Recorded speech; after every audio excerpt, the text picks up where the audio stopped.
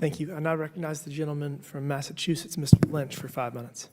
Thank you very much, Mr. Chairman and Ranking Member Subramaniam, Mr. Marmor, Major General Edwards, Major General Stilwell, and folks behind you.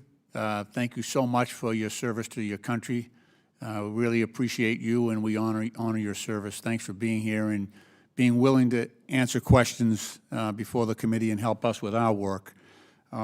Originally, I had planned to address the refusal of President Trump to consult with California Governor Gavin Newsom and Los Angeles Mayor Karen Bass before making a unilateral decision to deploy the National Guard and the United States Marine Corps against the civilian population of Los Angeles. Unfortunately, more recent events have now overtaken and amplified this same problem of unilateral dictatorial decision-making by our president.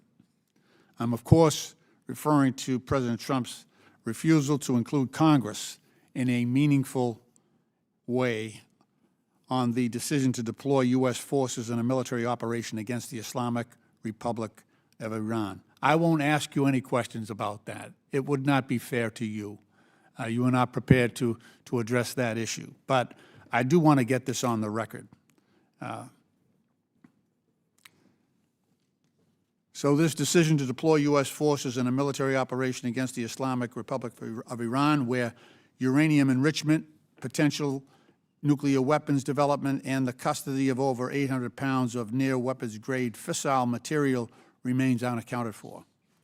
I think a lot of Democrats and a lot of Republicans agree that should be the hearing we are having. Well, the gentleman yield?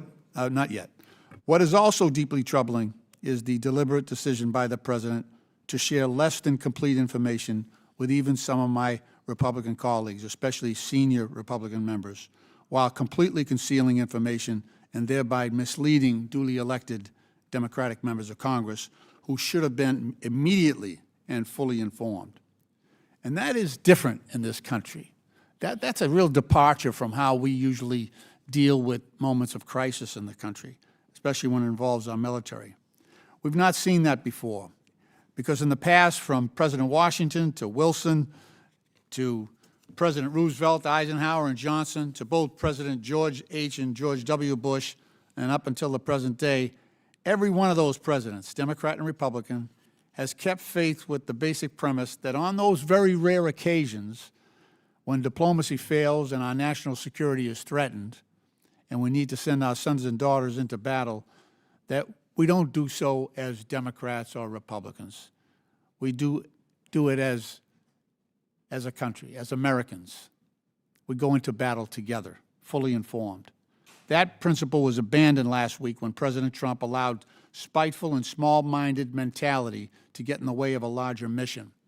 And he divided this Congress, and he divided the American people into those who were informed and those who were misled. He once again treated a very serious situation in an unserious way. We need to defend democracy. And remember, while the President is Commander-in-Chief, he is not a dictator and not a king, and Congress must be informed. And that decision to deploy U.S. forces must meet a higher standard. We owe that to our sons and daughters in uniform, and we owe it to their families.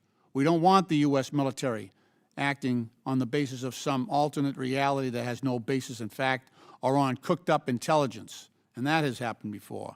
There has to be someone in that circle, in the Gang of Eight, who is not afraid to point out to the President that he might be mistaken. And to be completely honest, there is very little risk today that anything Trump says would be challenged by a Republican member because they seem to be unwilling to do so.